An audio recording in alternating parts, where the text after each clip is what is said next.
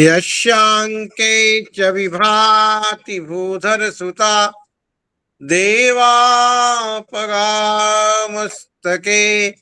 भाले बालविधुर्गले च गरलम् यस्यो रशीव्यालराट् सोऽयं भूतिविभूषण सुरवरः सर्वाधिपः सर्वदा सर्वः सर्वगतः शिवः शशिनिभः श्रीशङ्करः पातु माम् श्रीशङ्करः पातु माम् रत्नाकराधौतपदाम् हिमालये किरीटिनीं ब्रह्मराजर्षिरत्नाढ्यां वन्दे भारत मातरम् वन्दे भारत मातरम्। मंच पर विराजमान डॉक्टर सी जयशंकर बाबू जी, जिनके अथक प्रयत्न से यह शब्द यात्रा निरंतर अपने अभीष्ट की ओर गतिशील हो रही है और हम सब में एक विश्वास उत्पन्न हो रहा है। जैसा कि उमेश जी ने कहा कि हम जब स्वतंत्रता की शताब्दी मनाएं तब तक हम अपने को, अपनी अंतरात्मा को पुनरावलोकन करके पुनः अपनी ज्ञान परंपरा को प्रकाश में लाने का प्रयत्न करें। उमेश जी जो इसके योजक हैं, योजना में लगे रहते हैं और श्री जयशंकर बाबू के निर्देशानुसार समय सीमा में कार्य कर रहे हैं। आज मैं सोच रहा था जब उमेश जी बोल रहे थे, उमेश का ही भी तो अर्थ शंकर होता है। उमा नाम ईश उमेश, और वहां प्रत्यक्ष जयशंकर हैं। तो दो शंकर जहां हो वहां तो कोई काम रुक ही नहीं सकता। शंकर का अर्थ है शमनम करोत इति शंकर, जो शमन करता है। किसका शमन करता है? सारी विघ्न बाधाओं का शमन करता है, सारे उपद्रवों का शमन करता है, अज्ञान का शमन करता है। जो निषेधात्मकता है उसका शमन करता है। हमारे शास्त्रों में, हमारी परंपरा में नामकरण एक संस्कार है। इन दोनों विभूतियों के नामकरण में माता पिता ने बहुत सोच समझ करके रखा। तो यह हम सब का सौभाग्य है कि यहाँ दो शंकर हैं। सब कुछ अच्छा चलेगा और चल भी रहा है। इस कार्यक्रम का संचालन कर रही रूपा जी, जिन्होंने विषय को और उसकी पृष्ठभूमि को बहुत गहराई से जोड़ा है, समझ करके, पढ़ करके, और पिछले व्याख्यान को ठीक से जोड़ा है। जिस कारिका का वाक्यपदीय का इन्होंने उल्लेख किया वहीं से हम लोग समाप्त किए थे पहला व्याख्यान। मुझे स्मरण है, आप सबको भी स्मरण होगा। और यह वाक्यपदीयम की पहली कारिका है। हम जहां तक अपनी संवाद यात्रा में पहुंचे थे उसके आगे चलते हैं, प्रयास करते हैं कि भगवती हम सब की यात्रा को बल प्रदान करेंगी। और मैं देख रहा हूं कि यहाँ सांद्रा जी, नारायण जी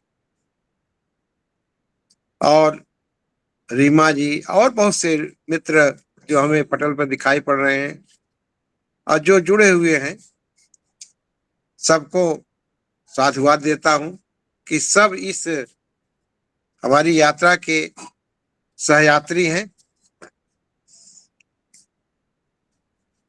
भर्तृहर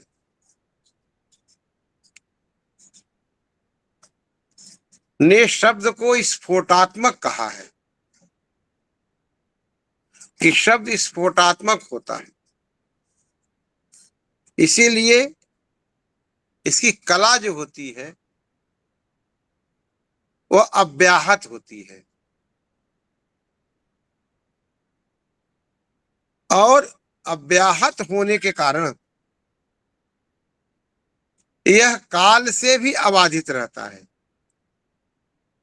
हमारे दर्शन में कहा गया कि काल से कोई अबाधित नहीं रह पाता, किंतु ये जो स्फोट है यह काल से भी अबाधित है। कहने का तात्पर्य यह है कि वैयाकरणों ने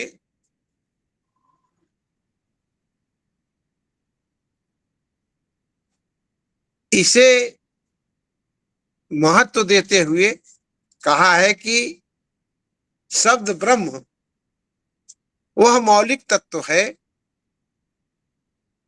मौलिक, मौलिक अर्थ है जो मूल से जुड़ा हुआ हो,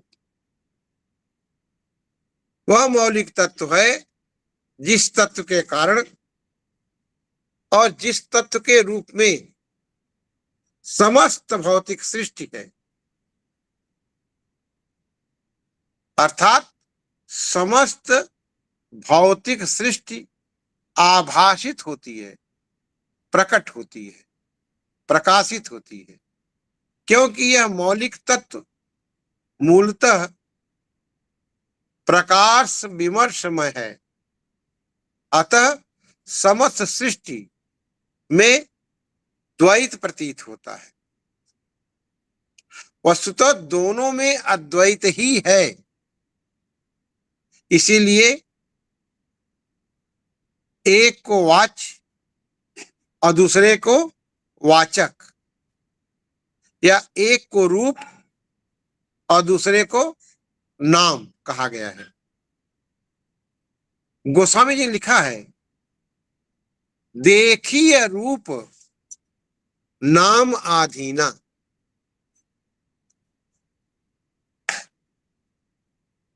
क्योंकि वाच्य और वाचक और वाक्य और वाच्य हो जाता है, तथा रूप का नाम वह नाम का रूप भी होता है। इसीलिए स्फोटवाद के अनुसार परमार्थतः अद्वैत ही सिद्ध होता है। इसीलिए स्फोटवादियों ने इसे शब्द ब्रह्म की इसे आत्मा कहा है, अर्थात उनके अनुसार ब्रह्म की यह वैसे ही आत्मा है जैसे सामान्य भाषी अर्थ में शब्द की आत्मा अर्थ को माना गया है।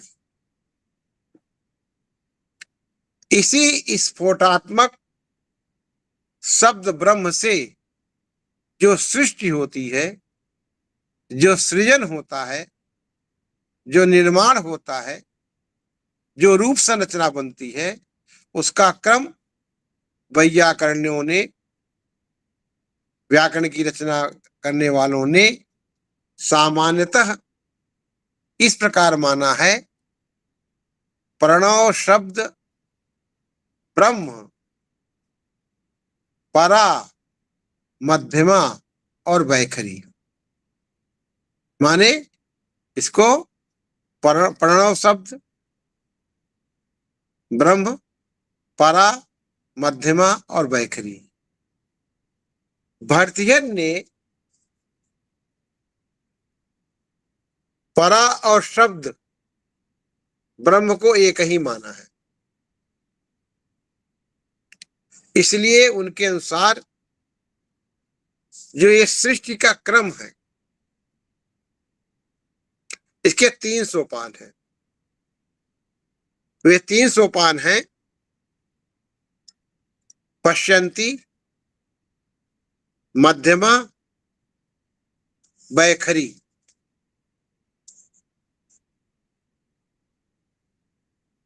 परंतु नागेश आदि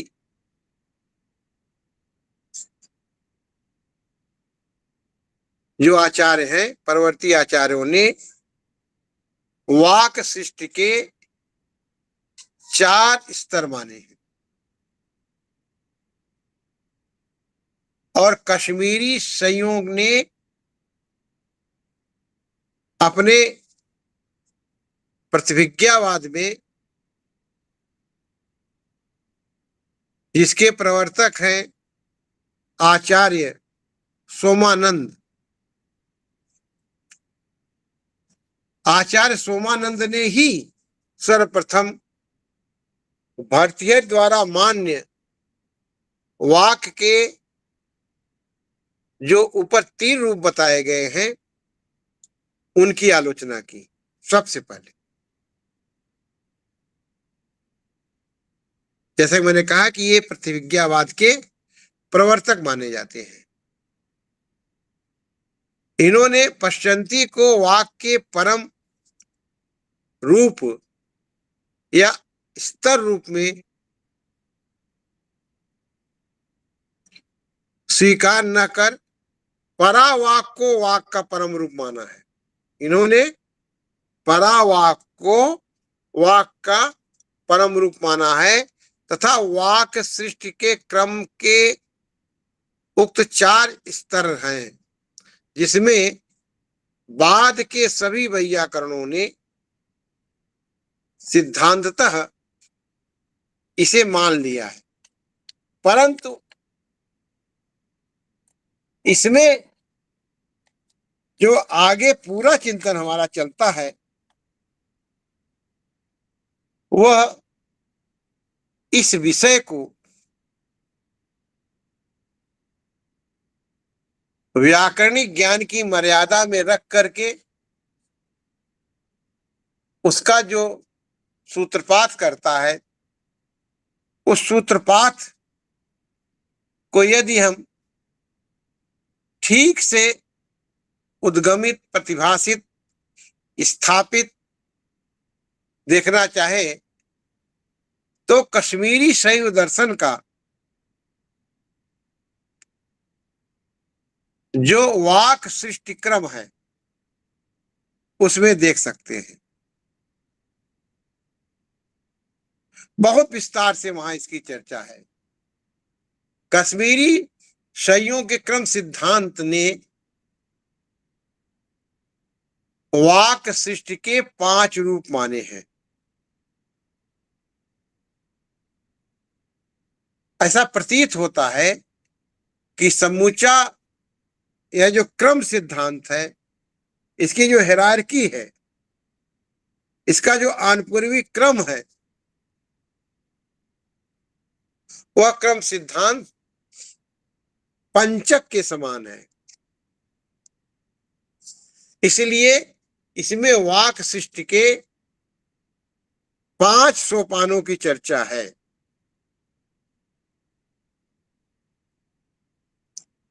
संभवतः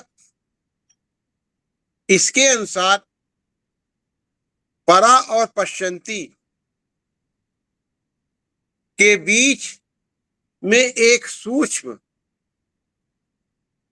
परा और पश्यन्ती के बीच में एक सूक्ष्म वाक और भी है। संक्षेप में कश्मीरी शैव आचार्यों ने वाक सृष्टि क्रम विषयक इस दृष्टिकोण को स्पष्ट किया है कि वो जो बीच का तत्व है वही है स्फोट।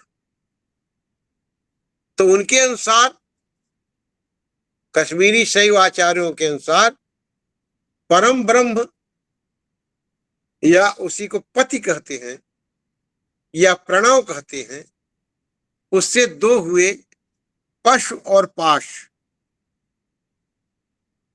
और इसकी चर्चा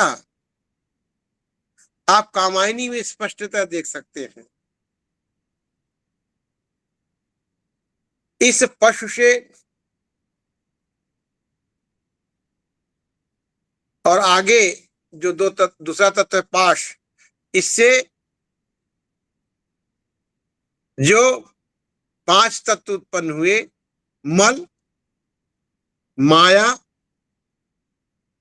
मल 1, माया 2, कर्म 3,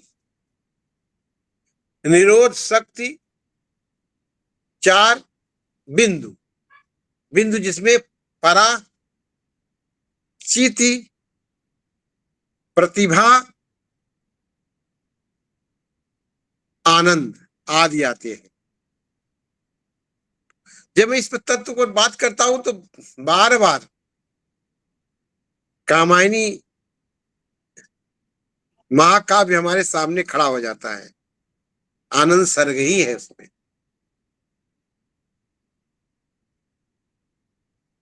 तो यह शब्द स्फोट, वहां शब्द स्फोट बराबर पश्चंती, और पश्चंती बराबर सदाशिव, सदाशिव बराबर अक्षर, अक्षर बराबर बिंदु, जिससे उत्पन्न हुआ मध्यमा और वैखरी। वैखरी सृष्टि ये बहुत महत्वपूर्ण है स्फोट को समझने के लिए। इसलिए मैं यहां स्पष्ट करना चाहूंगा कि ये जो वाक क्रम है, मल, माया, कर्म, निरोध शक्ति, बिंदु आदि का, इस क्रम में वाक सृष्टि क्रम मूलतः किसी विशेष या सामान्य भाषा की अभिव्यक्ति का क्रम नहीं है। पहले तो हमें इसको जान लेना चाहिए। जो हम भौतिक जगत में इस भाषा का प्रयोग करते हैं, यह वह भाषा नहीं है। यह समस्त जो व्याकृत माने अलग अलग किया गया, इसी को व्याकरण कहते हैं ना, व्याक्रियन्ते अनेनिति व्याकरणम। यह समस्त व्याकृत, अभिव्यक्त या दृश्य जगत सृष्टि का जो क्रम है, जिसके अव्याकृत, अनभिव्यक्त, अननुभूत अन्य अनेक सूक्ष्म स्तर हैं। अर्थात जो कुछ दृश्य जगत में विमर्श तत्व की अभिव्यक्ति है, माने दृश्य जगत में जो भी विमर्शित हो चुका है, विमर्श तत्व की अभिव्यक्ति है, विमर्श द्वारा स्पष्ट है, वह सब वैखरी की सृष्टि है। हम जब बोलते हैं तो हमारा जो अभिव्यक्ति है वही वैखरी है, वह सब वैखरी की सृष्टि है, जिसके अंतर्गत तथाकथित वास्तविक भाषाएं भी हैं और उनके तथाकथित वक्ता और बोलियां आदि भी हैं, बोलियां आदि भी हैं, जिससे हम संवाद कर रहे हैं। हम आप बातचीत कर रहे हैं, संवाद कर रहे हैं, अभिभाषण कर रहे हैं, श्रवण कर रहे हैं। और क्योंकि जो कुछ पूर्ण में है वही उसके पूर्णांश में भी है। ये थोड़ा गहरा एक दर्शन इसके अंदर छिपा हुआ है कि पूर्ण का पूर्णांश भी पूर्ण है। इसको हमें थोड़ा दर्शन की पृष्ठभूमि में जा करके रुक करके सहेजना होगा कि पूर्ण का पूर्णांश भी पूर्ण है। अब आप उस उपनिषद के कथन पर जाइए जहां कहा गया है पूर्णस्य ओम पूर्णमदः पूर्णमिदं पूर्णात् पूर्णमुदच्यते पूर्णस्य पूर्णमादाय पूर्णमेवावशिष्यते। पूर्णस्य पूर्णमादाय, शून्य में से शून्य निकालेंगे क्या बचेगा? शून्य। तो यह पूर्ण का पूर्णांश ही है, ये जो सृष्टि है जिसकी अभी चर्चा की गई है। तो जो कुछ पूर्ण में है वही उसके अंश में भी पूर्णतः ही पूरी तरह से है। इसीलिए वाक सृष्टि क्रम में उक्त 5 रूपों को, जिनकी चर्चा अभी की गई, इन 5 रूपों को या स्तरों के, इनके जो स्तर है 5, इन्हें पंचक कहा गया है। और इस पंचक के अनुसार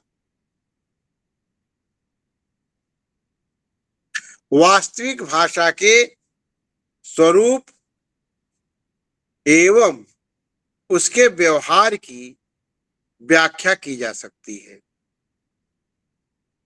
और वह स्फोट को जाने बिना संभव नहीं है, क्योंकि वास्तविक भाषाएं भी व्यापक वाक तत्व की अंश या बिंब मात्र है। कहने का तात्पर्य यह कि जिस तत्व दर्शन के आधार पर स्फोटवाद सृष्टि में व्यापक वाक अथवा उसकी अभिव्यक्ति की व्याख्या करता है, अर्थात जो स्फोट के द्वारा व्याख्यायित होता है, उसी के अनुसार वह वास्तविक भाषाओं की अभिव्यक्ति, स्वरूप तथा प्रयोग की भी व्याख्या करता है। उसी के अनुसार वह वास्तविक भाषाओं की अभिव्यक्ति का विश्लेषण करता है। इस तात्विक दृष्टि से जो भाषा दर्शन भारतीय वैयाकरणों द्वारा चर्चित हुआ, हमारे चिंतन में आया और भाषिक अनुप्रयोग में उसका उपयोग हुआ, उसे ही स्फोटवाद का भाषा दर्शन कहा जा सकता है। यह सब क्या है? स्फोटवाद का भाषा दर्शन एक पारिभाषिक शब्द है, स्फोटवाद का भाषा दर्शन। यहां यह विचारणीय है और उल्लेखनीय भी है कि भारतीय वैयाकरणों तथा अन्य भारतीय दार्शनिकों में भी सामान्यतः इस प्रकार के 2 पक्ष या उपसंप्रदाय मिलते हैं, जिनमें एक त्रिक को लेकर चलता है, त्रिक माने 3 तक, एक त्रिक को लेकर करके चलता है और दूसरा पंचक को लेकर के चलता है, जिस पंचक की अभी बात कही गई है। मतलब इस सिद्धांत का विकास एक त्रिक को लेकर चलता है और दूसरा पंचक को। अतः उन्होंने इसको अतः इन्हें त्रिकवादी कहा गया। कुछ विद्वानों ने भर्तृहरि को द्वैतवादी, अचिंत भेदवादी आचार्य माना है।